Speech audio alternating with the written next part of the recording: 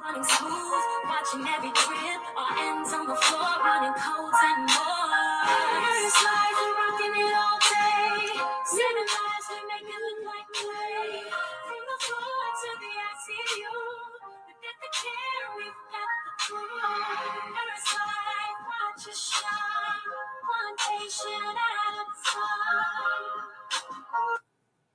Hello, hello, hello. This is Dr. Nicole from thenursestyles.com. I love this song, Nurse Life, the anthem, the album by Nurse Nina Stevenson. So I encourage y'all to check her out. It's on YouTube and it's on Apple. Nurse Life, the album, the anthem. So I don't take credit for it. I want to just share with you. I really love this song. So sometimes I want to play it. And, today was a day. So I hope y'all check out Nurse Nina. She is on YouTube. She is on Apple Music. Okay. How's everyone doing out there today? I hope great, having a good day. My co-host is Corey. How are you doing today, Corey?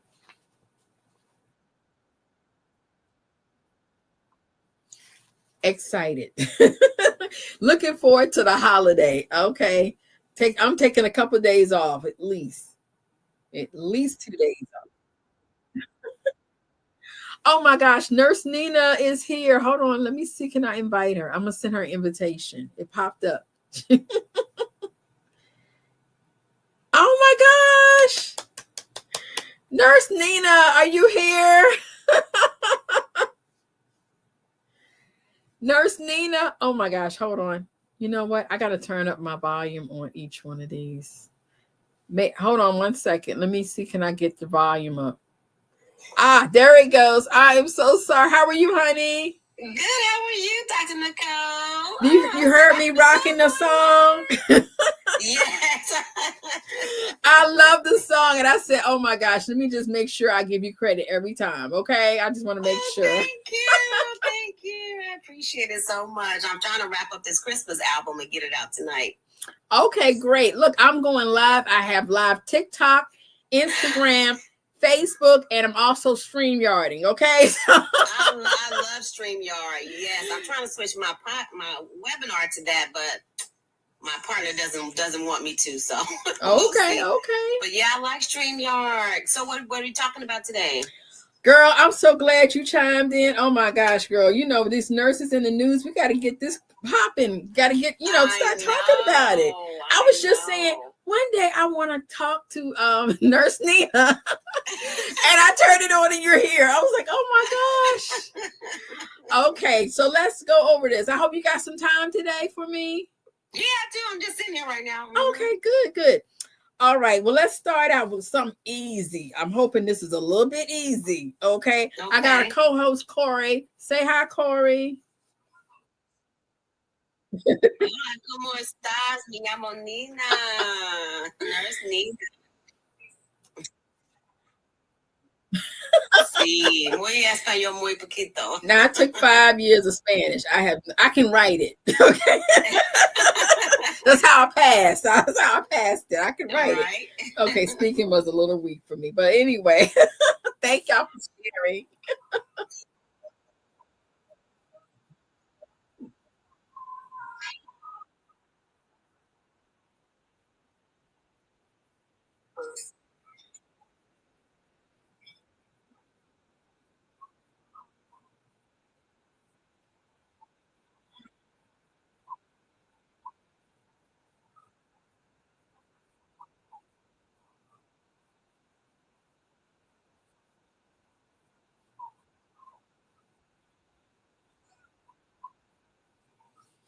You want to go first, Nina? Nurse Nina? Go ahead. I think it's going to significantly affect us. For one, I'm just speaking from my experience. Most people who go on that route, they go in steps. They go from associate degree to master's, bachelor's, and they look forward to getting that nurse practitioner. They look forward to get, leveling up. And this is really going to discourage them, one, from wanting to go back to school. We need professional nurse levels everywhere, but especially in the rural areas. So it's going to definitely impact patient care because, like, even me as a nurse, I get so excited when I see somebody that look like me that's going to come and take care of me. So if people like us are second guessing and like, well, I'm not going to go get that master's now. I'm not going to go get that NP now because I know I can't afford it. They're not even going to think about it. They're not going to think about scholarships or alternative loans or trying to raise the money. They're just not going to do it. So it's going to be a huge, I don't know. It breaks my heart to tell you the truth that we're looked, and it makes us look non-professional, right? We look down upon our own self because of that. I don't know. I don't like it. If you let me tell me about what I know you're nursing. What give me all of your credentials so we'll know. So I'm in nursing. My specialty right now, I'm in artificial intelligence. So I train other nurses how to get into the AI field. I help small businesses, large companies, hospitals integrate AI tools, mostly third-party tools, into like Epic and Cerner, things of that sort. Help them learn how to speak to the artificial intelligence software. So that's mostly what I do. And I work at night sometimes as a rehab nurse also for Kaiser Permanente. I've been there for 13 years. Okay. And I have my own nursing school. Okay. Yes. Now I know you have the nursing school. You help CNAs who have how many years of experience go to LPN? The CNAs have to have 4 years work experience, and I do a Method 3 process where I help them use their work experience to become a California LVN license, and I help them, move on from that and go get their RN. Typically, they can do this in 12 months. Wow. Okay. I like that. So my question is, okay, did you start out as a CNA or an aide? Okay. And then you went to, after CNA, where did you go? I did CNA. I challenged the board, got my LVN. And then I did an LVN to RN program. And now I'm in a master's education program, which I was considering doing the NP. And now I'm like, I'm still going to do it. Because still do it. Exactly. Yeah, I'm encouraging you. You may take longer. You may have to, make some payments on it. But you still need that master's prepared nurse. Okay. Yes, so let me tell you, I started in the military at a hospital unit. I missed the LPN point range by, I think, 4 points. The score. So I couldn't become an LPN. So I ended up becoming a chaplain assistant. But I had doctors and nurses all around me, and all of our commanders were doctors. So I was at a hospital unit. It was 56 Station Hospital, which is across the street from McGuire Veterans Hospital here in Richmond, Virginia. Now, after that, I worked as an aide with some of the local agencies. And then after that, I did get into RN school. Back in those days, it was really hard. I applied to 4 different schools. I got accepted into 2. The hospital was a 3-year diploma program. And then I got an associate program, but that was way out in the country. So I went to, and that was a 2-year program. So I did the 2-year program.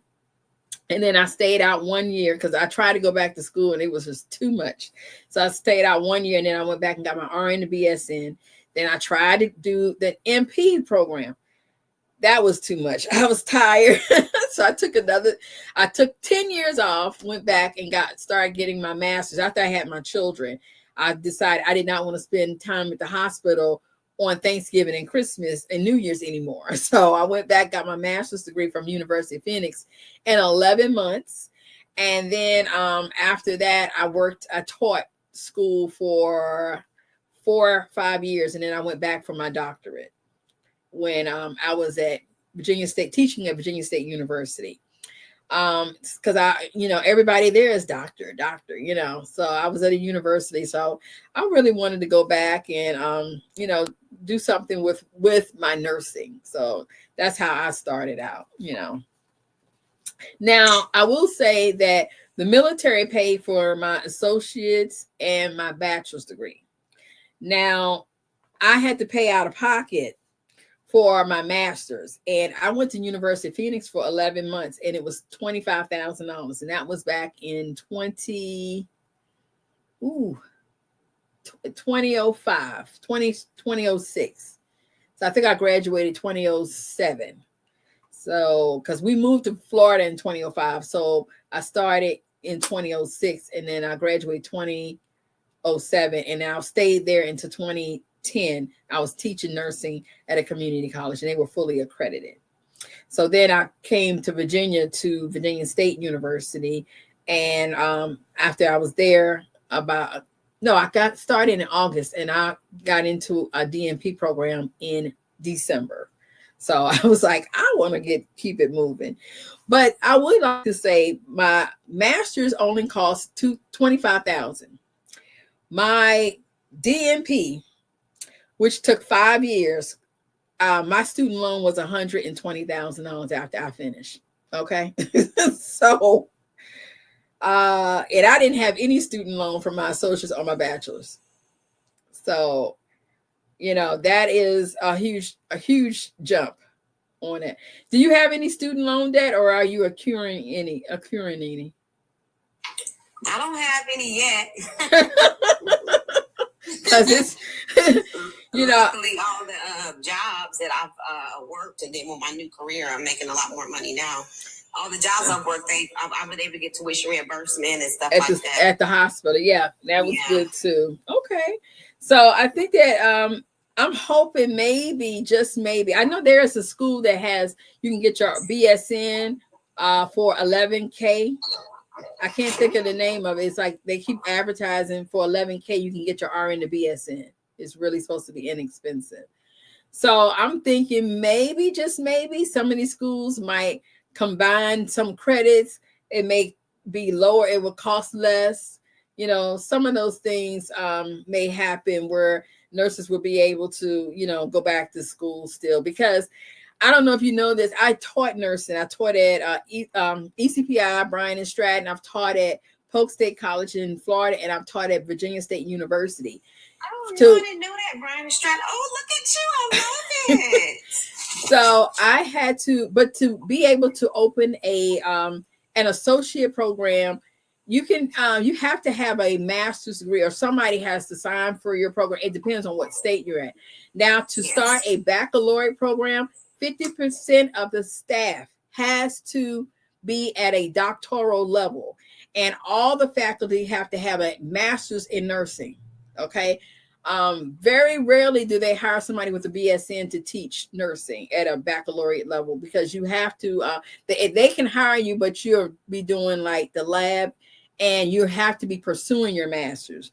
But to be able to teach, you have to be at a master's level in nursing, and you have to have 50% of your faculty for a BSN, master's, or a doctoral program has to be at a doctoral level. So, I mean, we're at a crisis with, students having to wait to get into nursing programs, and it's really bad. So how are we going to do that when the faculty has less opportunity to be educated? And in addition to that, they also, we have such a shortage. And when you become a faculty member, I was a travel nurse when I went to Florida. I was making $98,000 as a travel nurse. I had a full-time job and a part-time job, just working about 4 days a week. My salary for teaching started out with $42,000. Okay. Please know that's a huge jump. Faculty do not make a lot of money unless you are at a doctoral level and you are writing grants that will help your income. That's not paying you a lot. When I came to Virginia, and I was working at Virginia State University, they started me out at 60. So that's still way less, because I could go to a hospital. This was before COVID. They started me out in the 40s. So I'm like, teaching is a pay cut. But the difference is I had June and July, the summers off. Oh my Lord, I missed some summers. And I had Christmas, 2 to 3 weeks, depends on what the schedule was. And then, we had spring break. So, you had more time off, but wow, that's a big cut to go from 90-some thousand as a travel nurse to 42,000 a year. That, ouch. So just throwing that out. And then I had, my student loan for my master's was $25,000. So, and of course, with a doctorate, I didn't get any raise because I'm not an MP. So I didn't get any raise, but I had the flexibility to teach and to also do education. And then also, if I wanted to do some things to start a business, but I did. I'm so grateful I went into case management. I had always wanted to do case management. And, I ended up starting my own home care agency, So, I have that going on, and I've had that for 5 years, working on acquisition, hopefully very soon. I will be free and I'll be able, but I'm going to start another business. But so those are some things. I mean, I have a doctorate, but nothing that I'm doing, I needed it for, but I have it and I enjoy it. And it's been a good inspiration for my children, because I remember when I went to my graduation for my doctorate, my children, when I came off the stage, my children were like, Mom, I want to be called doctor too. So I got my 2 boys just graduated from Virginia State in pre-med, and I got one studying for the MCAT, and I got one that scored 70 on the HESI. So now he's going to nursing school first, but his girlfriend she's graduating with her pre-med this May coming. So she's going straight to medical school. And then he's like, I'm going to get my nursing so I can help her when we get married. And so I'll get my nursing first, and then I'm going to go to medical school. So my second son, he's always wanted to go to medical school. He wants to be an anesthesiologist. He's the quiet one. He doesn't like talking. So my oldest boy is the social butterfly. So I think I'm getting him into maybe cardiology, but he's saying he might do anesthesia too. So we'll see. And then my daughter was a CNA, and then she got her med tech. I was going to get her in the LPN school, and she decided she's going for sonography. So I was like, okay, so she's in school for that. And she's like, Mom, I don't think I'm ever going to do nursing. I don't think I want to be a doctor at all. I'm like, okay, well, I got 2. So, and then, I'm trying to help them as much as we can while they're in school. So, just throwing that out, that could be inspiration. I don't know what's going on your end, but that's how I'm looking at it. So did you want to say anything more about the student loans? Student loans, crazy, girl. I just feel bad for people. And, I just hope that this don't deter too many people. I know it's going to deter some people. I hope it don't deter too many people. I was talking to a girl last night. She was like, Dina, I'm done. I don't even want to be an MP no more. I'm just over it. I'm like, oh my God, because you're right about what you said about the salary. A lot of nurses, at least in California, where I live, is discouraged on getting the DMP and MP because depending on where you work, especially for us at Kaiser, it's not much more pay. And you'd be surprised to hear that. But a lot of the nurses that did go back and get their MP and DMP, they're still working on the floor as staff nurses because you make more money. Well, that's ironic. Here in Virginia, I have my DMP. I just wanted to work as a staff. I normally always kept a part-time job. I worked at a nursing home part-time, or I worked at a psych hospital. Do you know these hospitals here did not want to hire me to do floor nursing? Every time I interviewed, I never heard anything from them. So I saw a couple of the manager at a couple different hospitals, like we're in different groups, because nursing is small. And I was like, why didn't y'all hire me? And they were like, because you might want to be the manager. I'm like, I don't want to do that. I just want to go there, work my 1 or 2 days and get my check and go. I got other things because I had my books I was working. I had my dollar line. I just needed some extra income. These people would not hire me at these big hospitals. I ended up working at a prison. Oh my God, that was traumatic. Because let me tell you, at a prison too. And let me tell you, the the prisoners, the incarcerated, they were very upset, going, "Why can't we keep nurses?" And I said, I was telling them, I was teaching nursing at different schools. I'm like, why can't you bring nursing students here? I'm like, safety. How am I going to explain bringing nursing students to the prison? Because especially I took them to the psych ward. I had nursing students were so afraid of being in the psych ward. I mean, and it was too much for them. And I'm like, I definitely don't want to bring them to a prison. It would be too much. It's too scary because you don't know. You're 1 minute is 0 and the next minute is 360. You don't know what's going on. And it's crazy. So I told him, I said, no, you can't bring students up in here. It's too much. Now, the other thing I want to say about, if you look at statistics for nurses who are getting their master's and their PhD and their DNPs, it's us. It's the minority nurse who is getting more education in nursing. I mean, I'm gonna tell you, when I used to teach nursing and I was at an associate's program, I could not believe that the parents were pulling up, the students pull up in limousines. They have limos and flowers and all this stuff. I mean, they were like, I was like, wow. I mean, it's like they were getting married. And I was like, wow. I didn't even know that people did all that, because I didn't even go to my RN graduation. I didn't even go to it. Because let me tell you what happened. Wait a minute. I didn't go. Graduation. I had to repeat. I was getting ready to graduate in May, and I was supposed to finish in March. They made me repeat the class, so I had to wait till May, and I was pissed off. I was like, I don't ever want to see y'all again. Yes. So I never went to the graduation there. My master's, I graduated from University of Phoenix, and at that time they still had a graduation way over there. My children were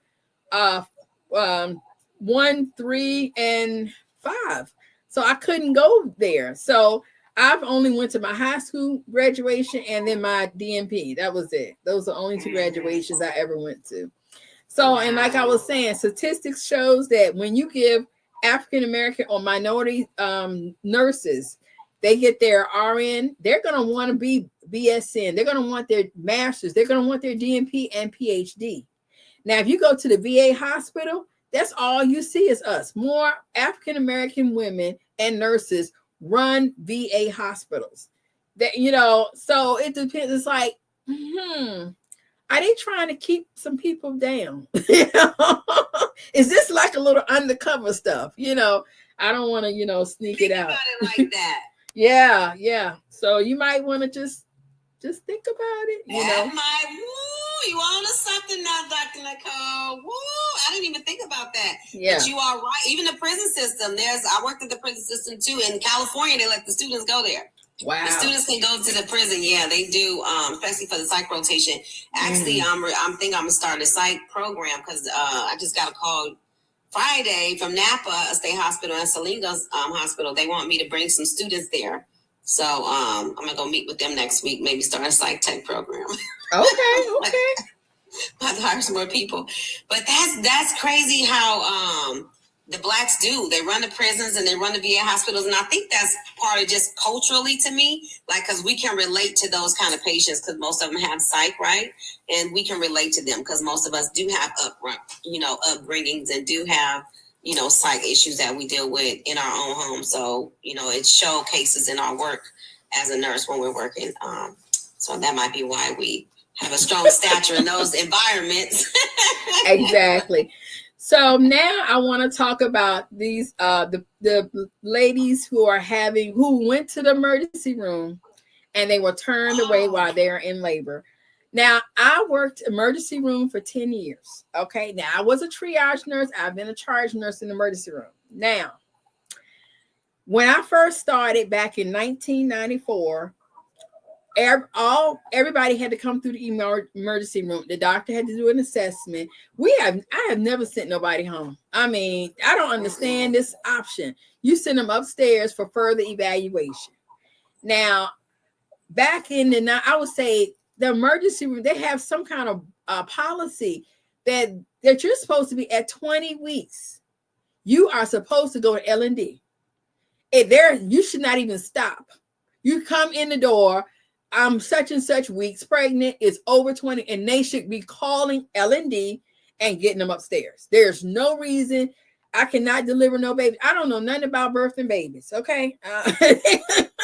I only been there 3 times. That's with my 3 children, and I don't even want to go back to see my grandchildren be born. I'm like, look, let the other grandmother handle that. I was it was too traumatic, and it was too noisy, if you ask me.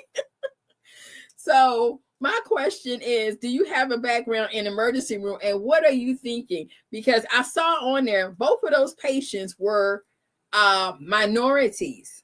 And I heard that the ones that they fired, the doctor and a nurse, both of them were Caucasian. So my question, and the other thing is, nobody's saying this because I know I worked in emergency room. I have the emergency room doctors that where I've worked at, and I worked at several, and I was a traveler. They are all contracted. They do not work for the hospital. They work through an agency, the emergency room doctors. All of the doctors, yeah. But they have, I've experienced this with African American and white ones. They get upset when you come to the emergency room with no health insurance. Now, my question is, did these people not have health insurance? Because this doesn't make any kind of sense that you're seeing someone this pregnant, hollering and screaming, and no one says there may be a problem. This person needs to be seen. Nobody gave them pain medicine, a shot, something, Toradol, something, you know. So my question is, did these people have health insurance? And we need to go ahead. That's a good question to know. But by the time from the footage I seen, she was back in triage. So as a nurse, you shouldn't be worried about if she got insurance or not. I know the front office people I know. Attitude. I know, but no, the doctors. I've had problems with doctors. Like, yeah, you're right. They'll sit there. She don't have no health insurance, throwing the charts, and I don't want to see this patient. I'm not getting paid. They be throwing tantrums and all kinds of crazy stuff. And I'm like, you gonna see this patient? They're gonna be here till you get ready, okay? You know, and that's it. But I would not send nobody like that home, and threaten to call security this doesn't make sense. And I was like, does they have an L&D department in the hospital? Because in Florida, it's so expensive. There was a lot of doctors who refused to who got out of L&D because of the insurance was so high to deliver babies. And a lot of especially the rural communities, they lost the doctors the OB didn't want to be in there because it was too expensive, and they didn't want to the liability. So they changed. It was a big issue down in Florida with L&D, OB doctors not wanting to provide services. So like I said, I've seen them have an issue with people who did not have insurance, health insurance. And my question is, did these people have health insurance? Because it doesn't make sense why I'm looking at these people. It doesn't make any sense. And I'm like, why? I would not have even gotten up and got in the stroller. I mean, in the wheelchair. No, I'm gonna be right here. I'm gonna be right here. And you know, just to throw this out there, as an emergency room nurse, I've had to talk to people who are saying, they put my mom and dad out of the hospital, and we didn't order nursing home, and we didn't feel they were ready. And I said, they're bullying you. You have to make us and say, we're not going nowhere. I'm happy that you have an issue or whatever issue you have, but I'm not leaving this hospital. And y'all gonna have to drag me out of here. I don't care if you bring the police to the door. You can bring them to the door. You're gonna have to physically get me up, put me in a chair, and drag me up out of here. Okay. Because some of these things, you you have to be an advocate for yourself and say, I need help, and I'm not leaving until I get it. So that's just my 2 cents. And I've talked to some people when they're saying, they're frustrated with the issue. But just throwing that out there. We are here with Nurse Nina. She has my theme song that I love to listen, Nurse Life, the anthem, the album. Because they don't even say albums anymore. But this album, so it's good. But look, yesterday I was with members of the Central Virginia. Yes, ma'am. Oh, Nurse Nina, come back on. We can't hear you. Okay, it seemed like it was loud when my mic was on, so I was. Oh, okay, yeah, they can't hear you. I'm looking at you. She's just laughing and yucking it up, but yeah. So come off mute. But do you want to say anything else about the ladies when being turned away from the hospital? Because I just want to know about their health insurance, because that's a big issue. Yeah, that is a big issue. But I was watching, I was just devastated. It just took me back because I was nominated for American Heart Association about 2 months ago to help them raise funds for stroke and heart awareness and education. And we started the campaign, and 3 days later we did a stroke walk, right? I'm at the stroke walk, girl. Within 24 hours, I got a call. My sister had a stroke, my baby sister. Oh, wow. So I fly to Las Vegas with her for the stroke, and I'm at the hospital with her. This girl, same kind of scenario, hollering and screaming in the yard. They have her in a, the new chairs that I'm old nursing to the new chairs they got that you press the bar in the back and you can push them forward. Uh-huh. She's in one of those, and I know they're very hard chairs, right? There's no cushion on the chair. And she's pregnant too. I mean, howling and screaming to the top of her lungs. And they just walking by. I'm like, why don't y'all lay her down on a gurney? Like, this lady is pregnant. She's going into labor. Nobody cared, girl. They just kept walking by. They said, oh, she's always in here. She's fine. She's fine. Girl, the lady had to get down on the floor, just like the girl did on the video, and went into labor. So I just seen this in real life like 2 months ago. So it is a huge problem. And both of these staff nurses were white. And I was advocating for her, and they was basically telling me to, go sit down, get out of their space, they're working or whatever. It was just very detrimental though to watch that this girl not get the care that she needed. So I don't know what's going on in the world. It's probably been the same way. We just noticing things more. Well, when we got videos, pull out that camera and start videotaping. I've been there when, we got to start videotaping. And I mean, it's scary, but some of these things we need to know about, and that's the only way we're gonna know about it if they catch them on video, Yeah. So, wow. And then continue to have an open dialogue, conversations like this to bring awareness and get together, and get out there and do something about it. That's the most important thing too, to bring awareness to people that hey, you shouldn't be doing this. This is wrong. Well, and then we also have to look at everybody. African American women maternal health. We are more likely to die, and our babies are more likely to die while we are in labor. So these people got to step it up. They may have to, they have to have an L&D nurse on call for that emergency room when these situations come up, because the ER people cannot handle this. They cannot handle this. Like I said, I was an emergency room nurse. I've had somebody deliver a baby, and the baby was still in the sack, and it was a premature baby. And I thought I saw the baby move. And I said, okay, let me call labor and delivery. We got to call a code. And they came down and they were like, why didn't you start CPR? And I was like, I don't know how to open a sack and take a baby out. And I'm in the emergency room.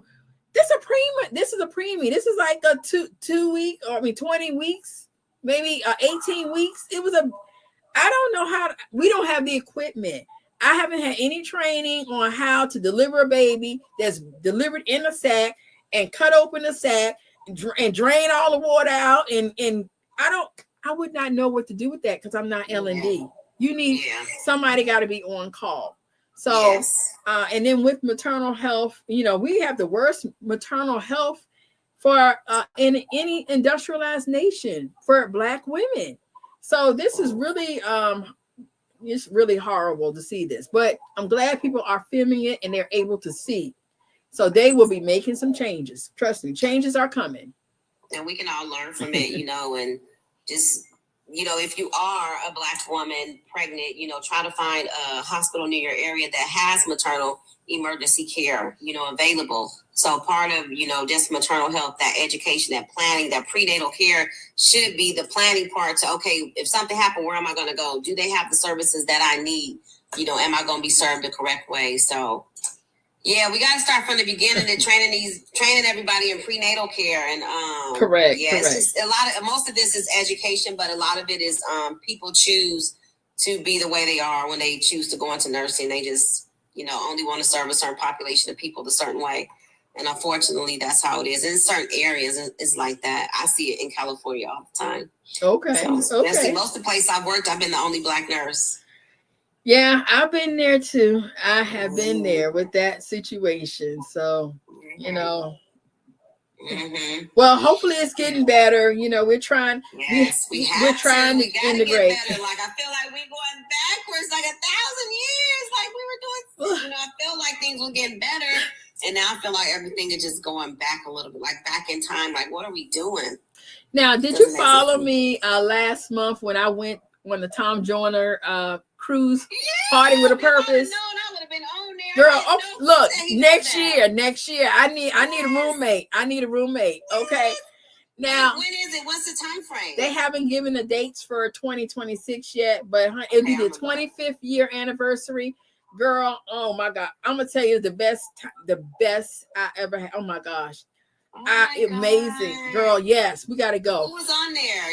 Was it like jazz? Or girl, oh my God. It was Cat Williams, Neo, Tyrese, Mary, Shirley Murdoch. Girl, you know, she tore it up. EU doing the butt. All these rappers were on there.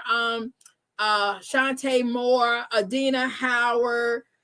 So many comedians, honey. We did church every morning. Oh, honey, it was something to do from 6 a.m. And then they would have the rap shows starting at midnight or 1 in the morning, honey. It was something to do. Man, but I'm definitely gonna be there next year. But what I was saying was I was there supporting HBCUs because 51% of African American nurses graduate from a HBCU. I did not even know that. I was like, oh my gosh. 51% of African American nurses graduate with their nursing degree from an HBCU. So I was there supporting us, these nurses, nursing students. Tax write-off. I'm supporting these nursing students, okay? So yes, thank you. And now I got a bunk mate for next year. I will be there. Are you going to what's the one else I'm going to? Nurse Blake? I went last year to the one in Orlando. I went to Orlando. I was there. Oh my gosh. I was there talking about AI to everybody, girl. Oh my gosh. Oh, you had a class? I was supposed to have a class and then they didn't book me. I think he was worried that nurses, I don't know. So I'm in conversation with him now to teach for this next one. Okay. And I'm like, that's y'all lost. I was there, but we had my dolls in the lobby. So you might have seen. We were sitting down in the lobby. I had a friend there who was monitoring because I was going back and forth to the classes. But I was there. Yeah. And I was there with my crew. I had my son's an RN too. He works in the emergency department. I was there with him and my other son, Xavier. He does medical sales. So he sells all the medical supplies that we use in the hospital. And wow, that's crazy. I gotta ask the kids if they see the dolls. Oh my God. I would have definitely stopped in my traffic because I was in the lobby. I couldn't afford it. They were very expensive to be a vendor there. So we were just in the lobby with the dolls on the table and cards. I heard that. How much did they want for vendor?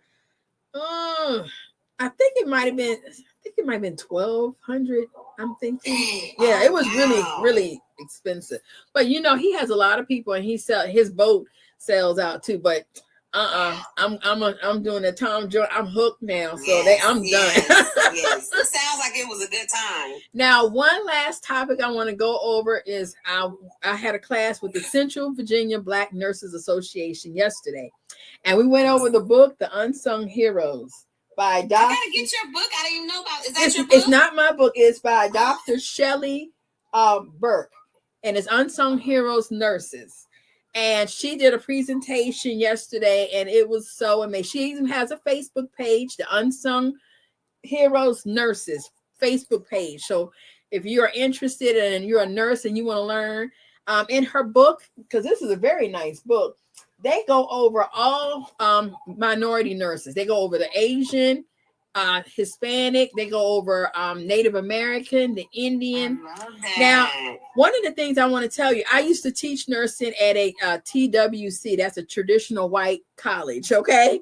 They did not allow me to speak about the Black Nurses Association, the Hispanic Nurses Association, the Asian, the Native American. Honey, I had to go to the dean's office and have a meeting, honey. They said I was dividing the races. We are only allowed to talk about the American Nurses Association. That is it. And look, and come to find out, I'm studying to present this information to my students. And I was teaching about psych one day. Come to find out, I live here in Virginia, and they have Central State. It is the oldest psych hospital, and it was built for African Americans who are running away from slavery. So if they caught you and they didn't kill you, they put you in Central State Hospital here in Virginia. It was built for African Americans who ran away from slavery back before the 60s, honey.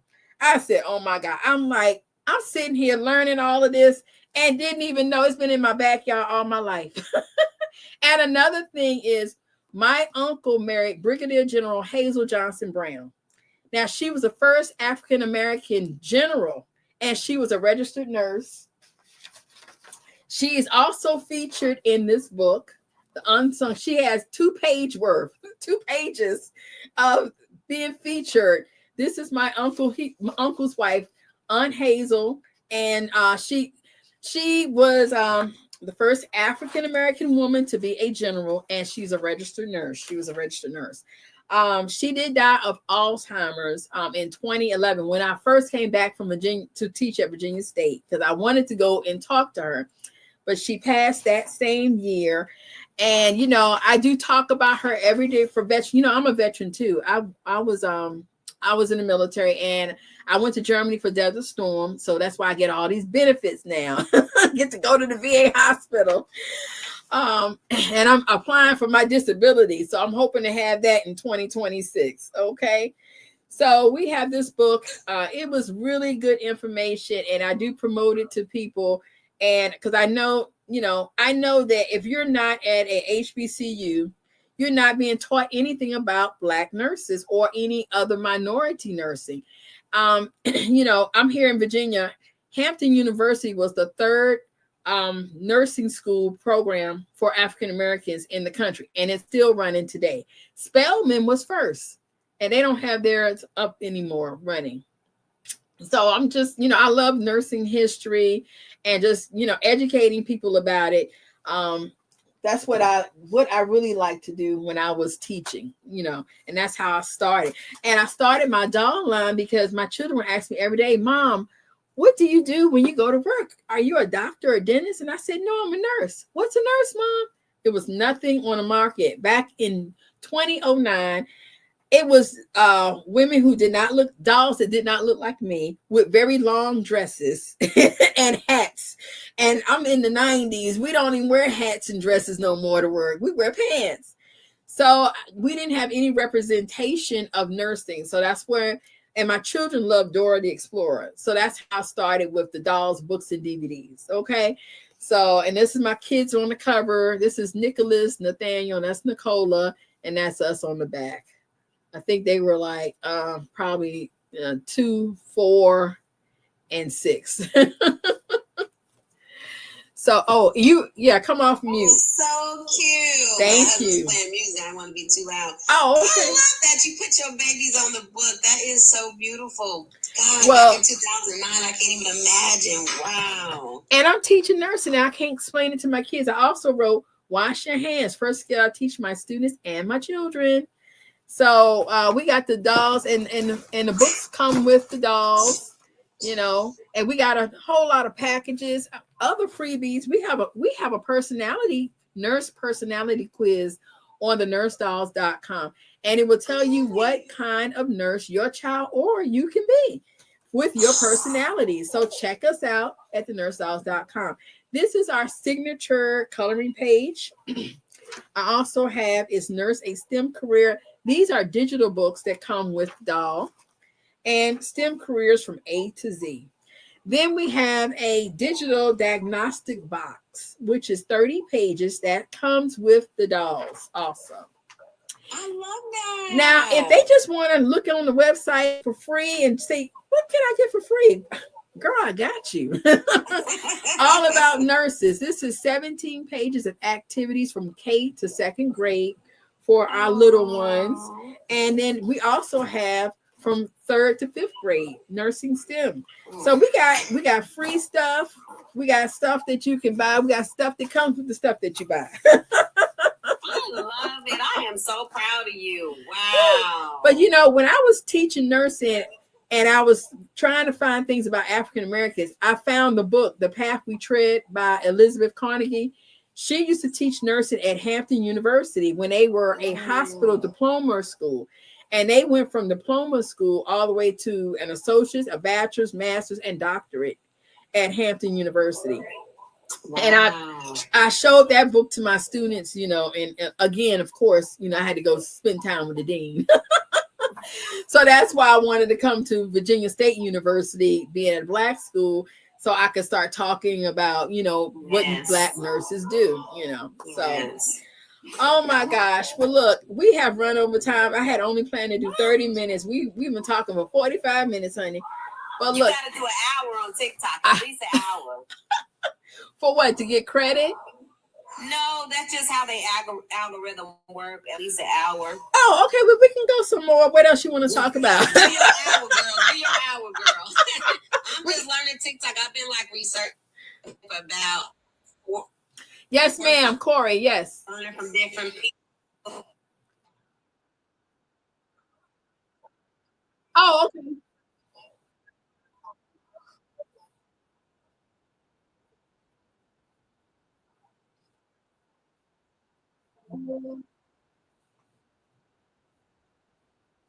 Talk about that.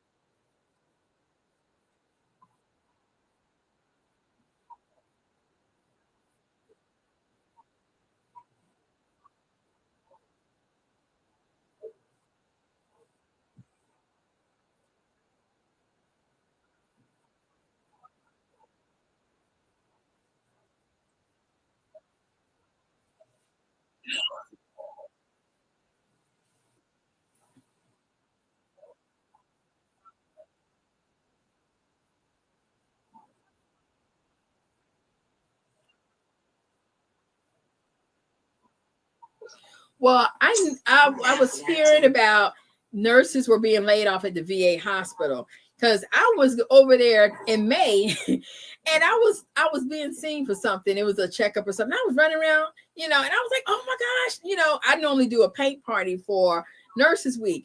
I was like, what y'all doing for Nurses Week this year? They were like, girl, we just happy to have a job. I was like, what? She said, girl, you know they trying to lay us off. We gotta prove to them that they need us. I was like, oh my God.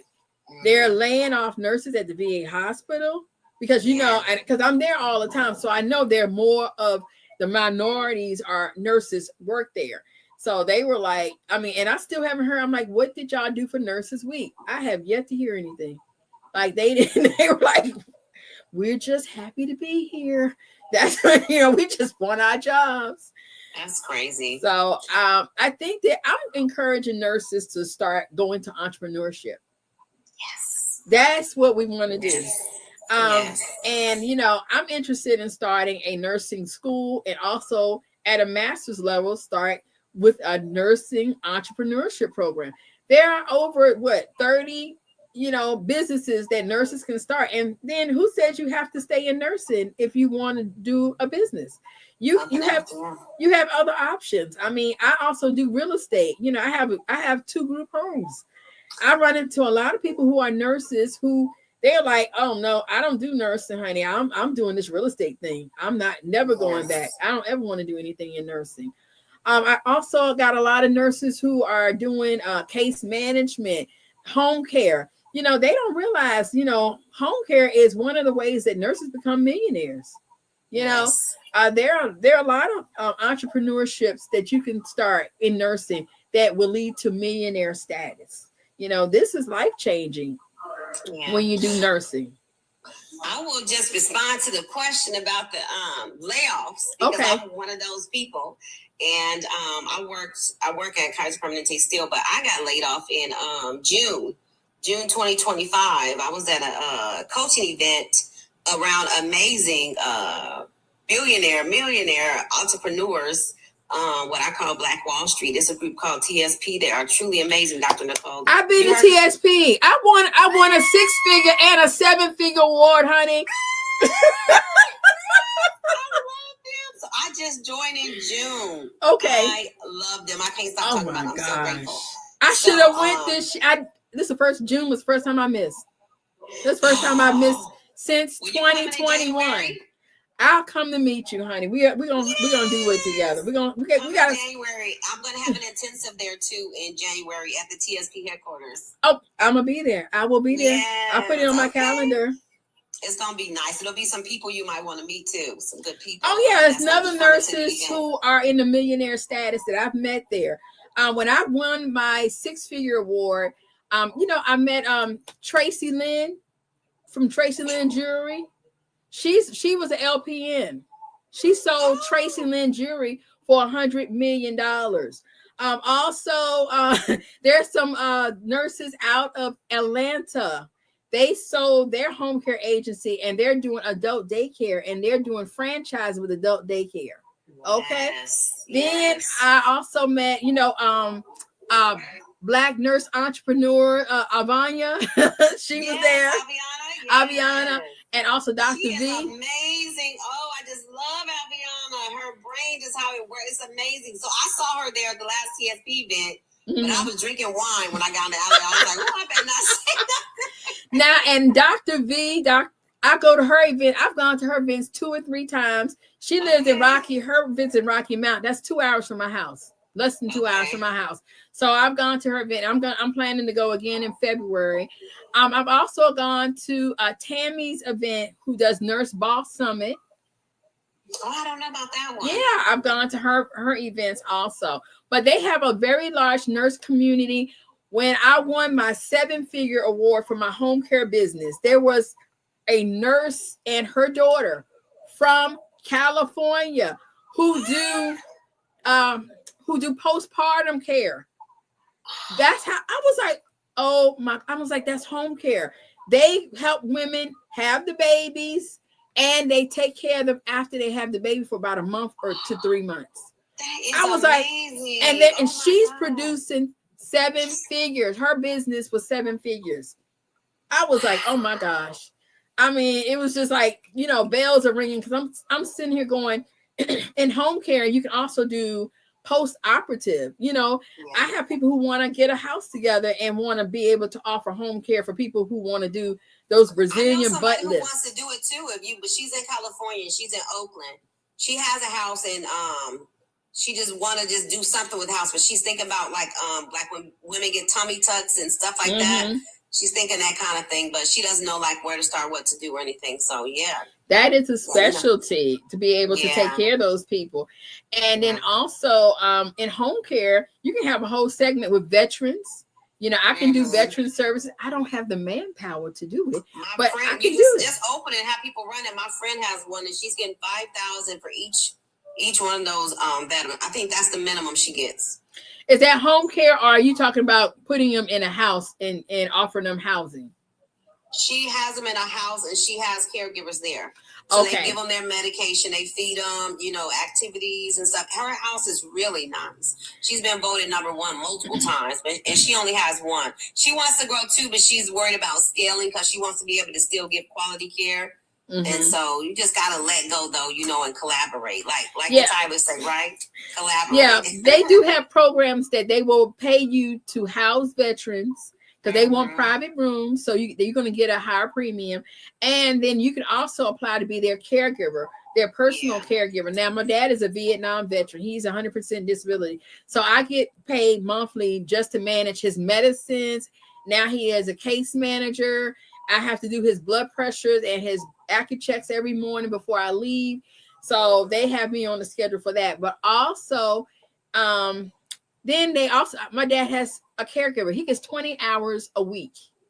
So yeah, because he has early Alzheimer's, but he's still driving. So he drives his aides with him to his doctor's appointments. Right. I love that. So he gets 20 hours a week and they go shopping with him and they go to the doctor and I'm like, go in there. I need you to take notes and let me know what's going on, or y'all call me while y'all are in there because sometimes I can't take off, So those are some things. So yeah, with the veteran services is really, really good. But and then I do home care, which is the non-medical. I can also have a house where I can offer services to 3 people in a house. And that's been very helpful because I have a lot of people calling me looking for housing. Like we got a big plan this week. It's Thanksgiving. I'm doing my Thanksgiving on Wednesday because I will be at the big event. The Giving Heart has a event. This is their 25th year where they're feeding the homeless. So they feed anywhere from 1,000 to 5,000 people. So I have my little sign out. I offer housing. And if I don't have a house, I have other people. I do a meetup once a month for group homes for Richmond, Virginia, Chesterfield. So we talk about housing the homeless. So we got a lot with the veteran population. We have, I'm trying to explain to people. I said, when I go to the homeless shelter, I go up to the Salvation Army. A lot of people be driving up there. They be driving Mercedes and staying at the homeless shelter. Shut up. Mm-hmm. Don't judge nobody by their car. I'm like, yeah, I'm sitting here I'm seeing some nice cars over there at the homeless shelter. Okay. And a lot of people, I've gone to the VA. Well, I've gone to homeless shelter. They have people who work at the VA with their badges. I'm like, how did you end up here? Like, I just don't have enough to cover it. Or they're like, their girlfriend put them out. So, and then I see a lot of people who are there with a wheelchair, walker, crutches, or what have you. And people don't realize a lot of people are one paycheck away from being homeless. So say, for instance, you are in a car accident. You're in the hospital for 2 weeks to 2 months. And you have an apartment, you come back, your apartment is gone. Your furniture is gone. You can't even go back there because you didn't pay your rent for 2 months. So they come back and they end up in a homeless shelter. We do have a medical homeless shelter here in Richmond where people who can come from the hospital go straight to the homeless shelter, a medical homeless shelter, and they try to find housing for them. So sometimes I get people from that aspect. So, I mean, you would just be surprised as how many people are homeless and how they become home. Everybody has a story.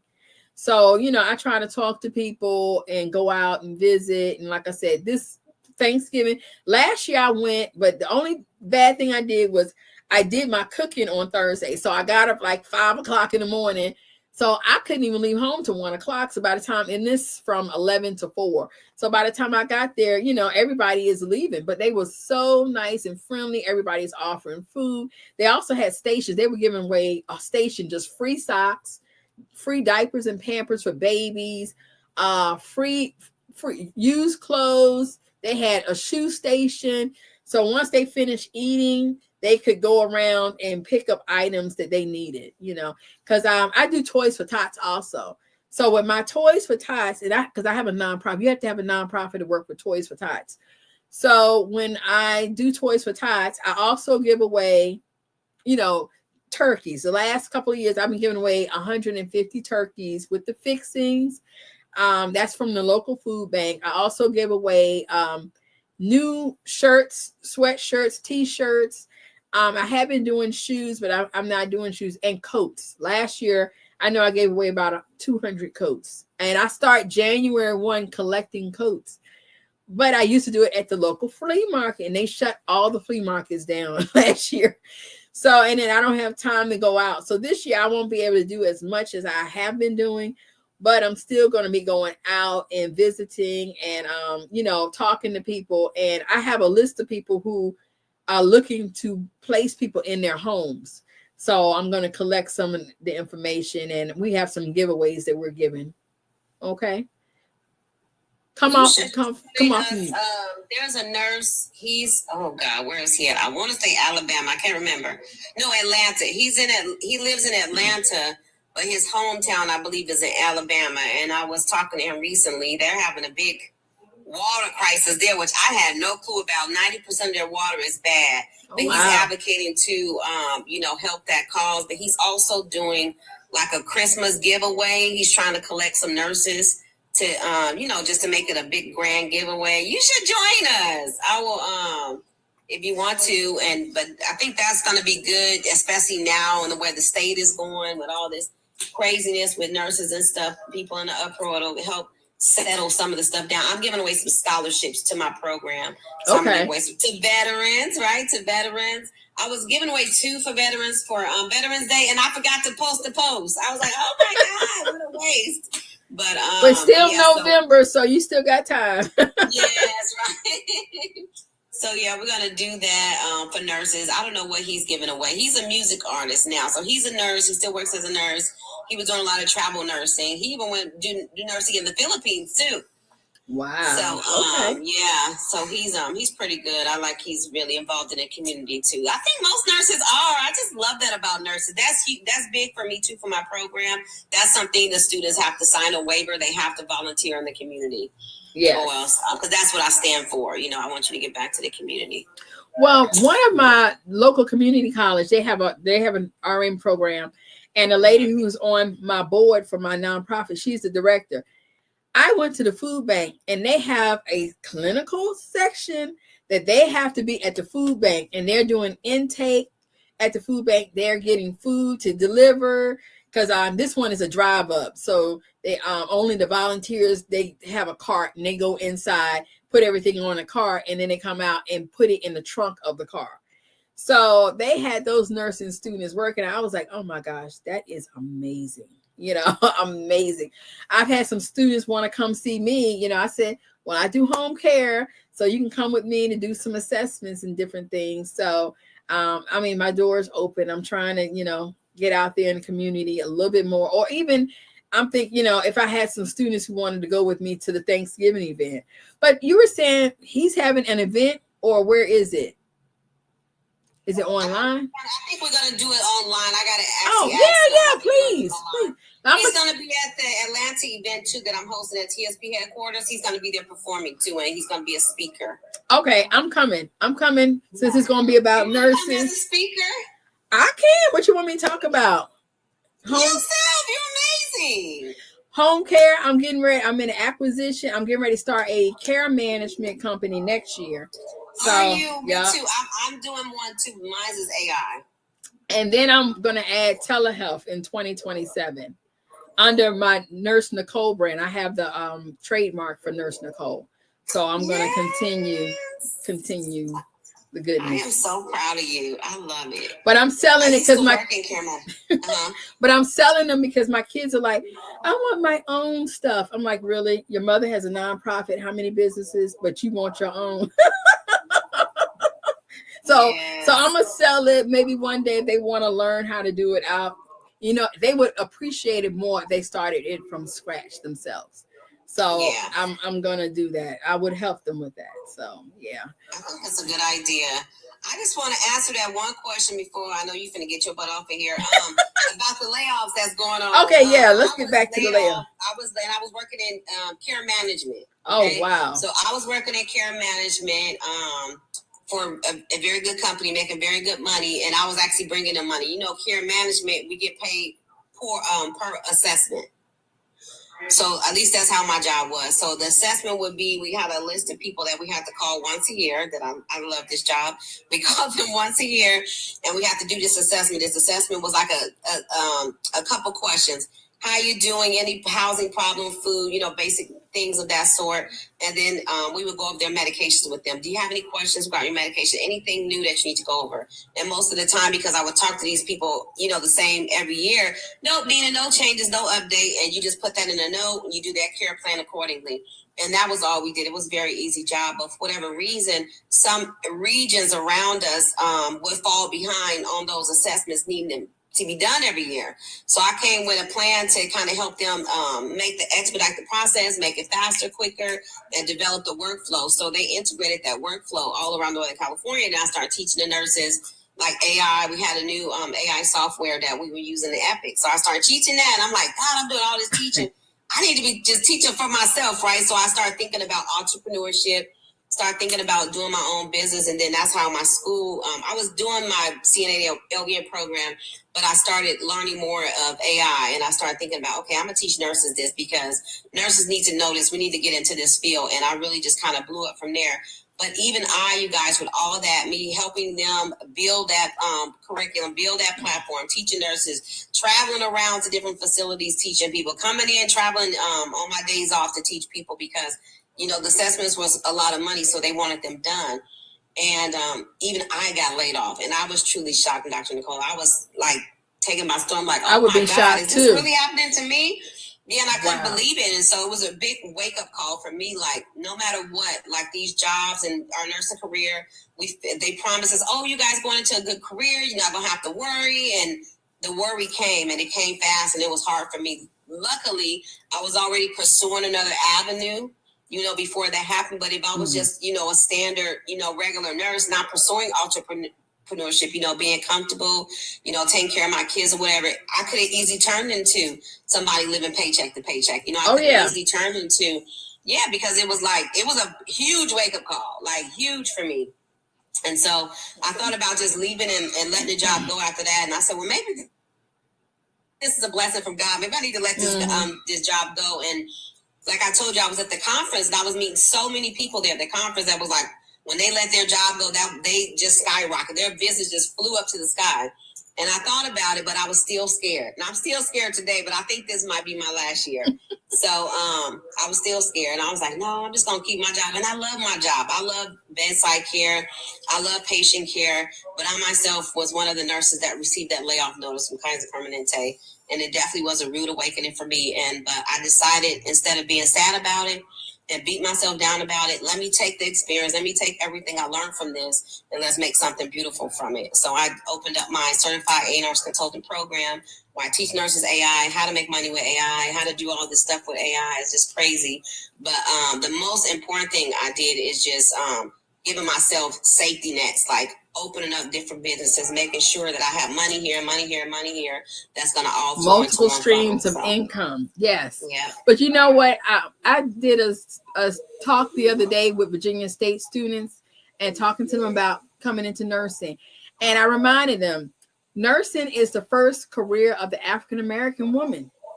Mm-hmm. Now, I didn't know that. Because think about it. That's how we paid for our freedom from slavery, the art of nurse midwifery.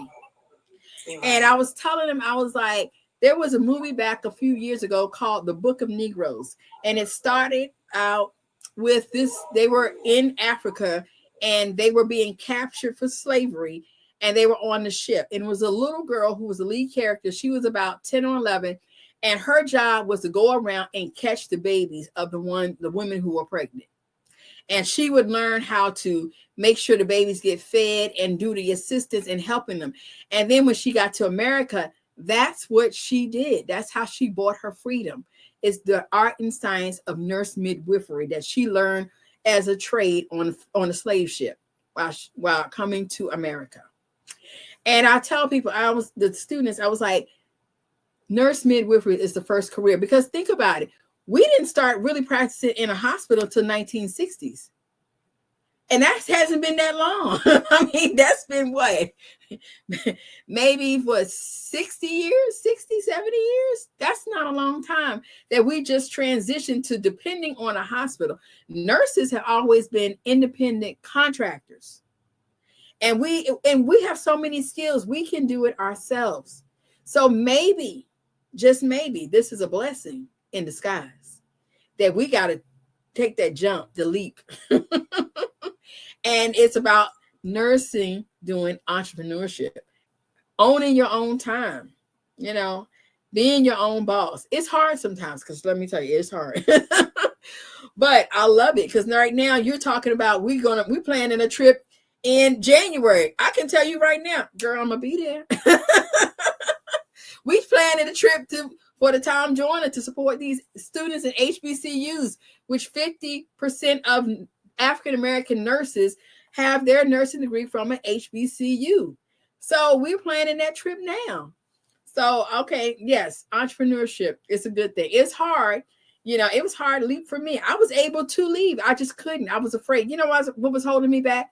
Health insurance. I was afraid of, where am I get the health insurance? How am I get health insurance? And really, as a veteran, I don't need health insurance. I get 80% or 100% at the VA hospital. I'm just having health insurance for my kids. So really, I'm almost, I'm going to be able to phase them out. They're almost in a couple of years. So, I support nurse entrepreneurship, and maybe, just maybe, this is a wake up call. Plus, you never know, COVID may be coming back, and it's going to be worse.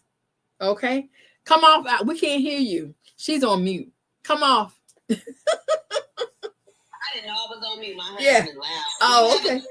In the chat, can you bring somebody else up or just two? Who wants to? Nurse, she's bomb. Who? The kiddo nurse. Kiddo nurse. You want to come up? I just love her. She's Who's amazing. kiddo nurse? Kiddo nurse. She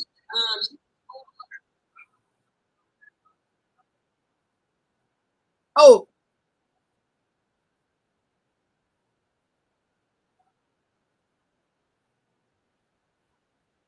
Okay.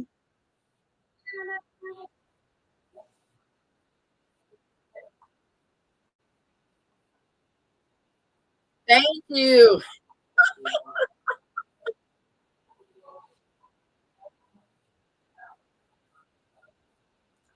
I saw a heart thing popping over my head. I didn't know what that is. good stuff.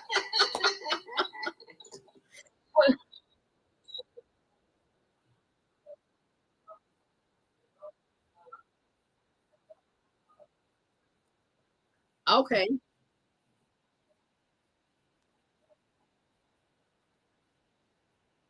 Oh, okay. All right. But thank you for teaching me because I need help. Yeah, me too.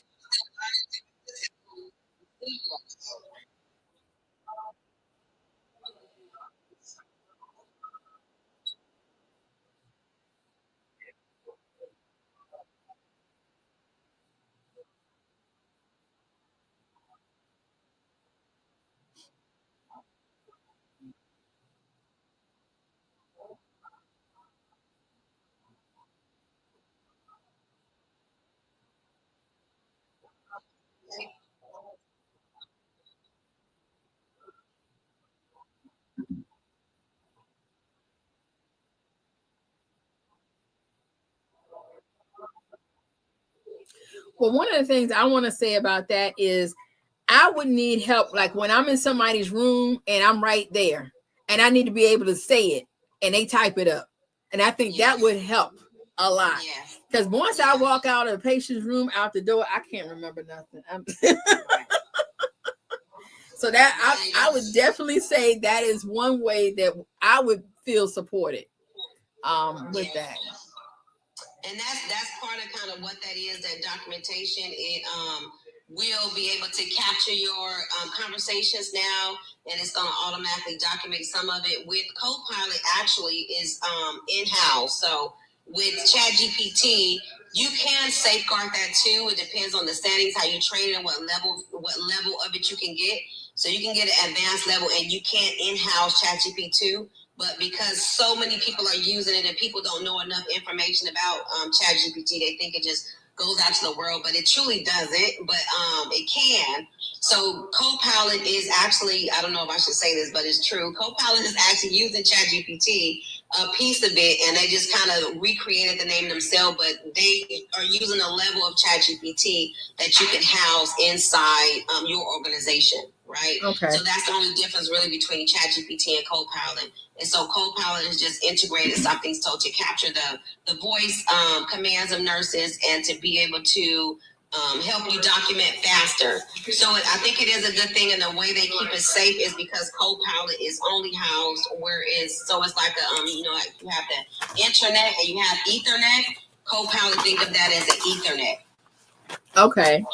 Right, and the more you put in there, the more it's going to learn. So it is protected on that aspect because it's only in-house. So it's only for that facility. But that's what I train nurses on, that kind of stuff, how to understand that and how to train it.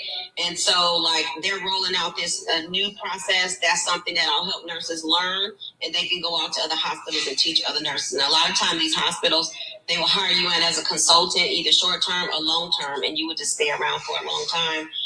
based on whatever contract you decide to get from the facilities to be able to train the staff. And as new staff come out, you know how they have when you have to go for the computer training, if they have Epic or Cerner or whatever they're using at the hospital, it's the same thing now with AI. Now they're having, they prefer, we don't have enough. So I'm trying to train the new generation of AI nurses to go out and be able to understand what AI is, first of all, and then be able to train nurses and healthcare professionals on a lot of these software tools. Well, would that be with the nurse informatics? Would that fall? No, that's it's too different.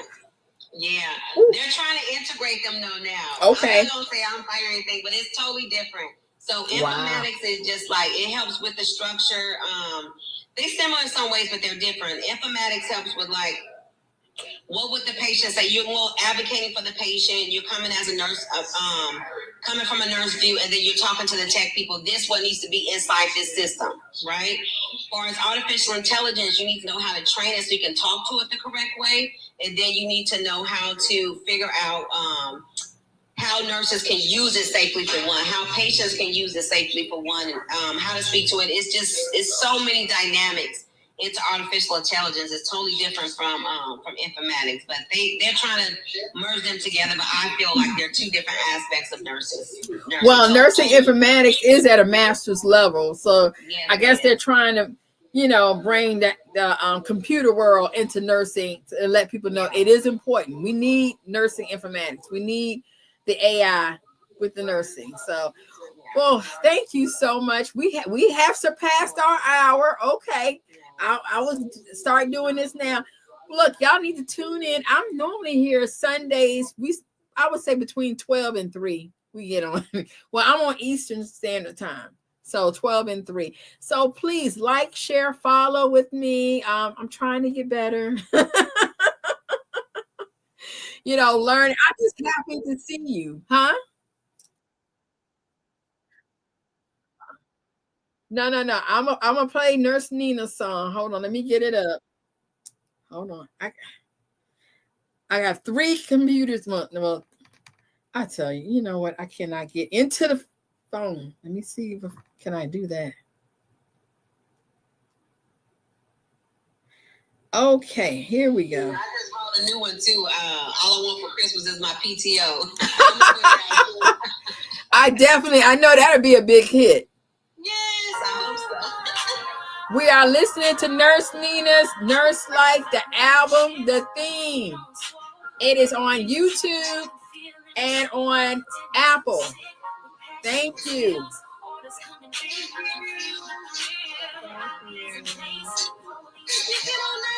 Thank you, guys. Thanks for chiming in. Y'all support Dr. Nicole. She's an OG. She's doing something major. Tap in. And for y'all down today, do you have them on the TikTok shop? Corey, are they on the TikTok shop?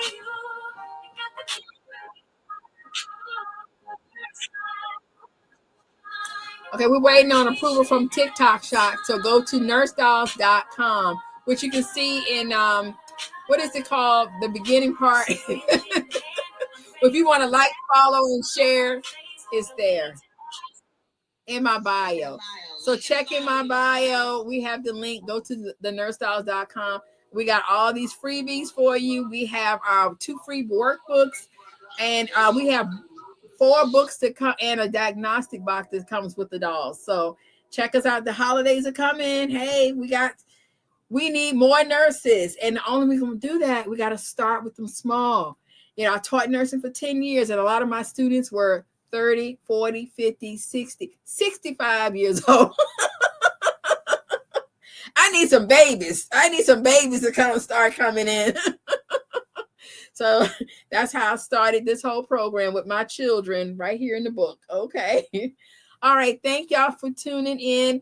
I'm normally here on Sundays, sometime between 12 and 3. So check us out on Sundays between 12 and we've been doing this, about a year almost, 6 months?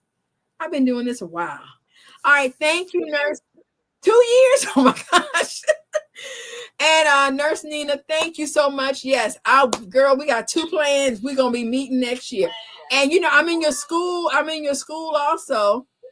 we're doing passive. Well, we're gonna be talking about I think care management today. The care management job I used to get. Some of the CNAs, they have a lot of remote positions that people don't know about. So I'm gonna be talking about that today. What time is that? At 2 o'clock, 2 p.m. Pacific Standard Time. Your time. Okay, because it's 3 something here. So I'll put the recording in there too. Okay, thank you. I'll check it out. All right. Thank you. Y'all have a nice day. Thank y'all for tuning in. I'm going to be here on Sundays between 12 and 3. So check me out. All right. Thank y'all. Y'all have a great day. Bye. Bye-bye.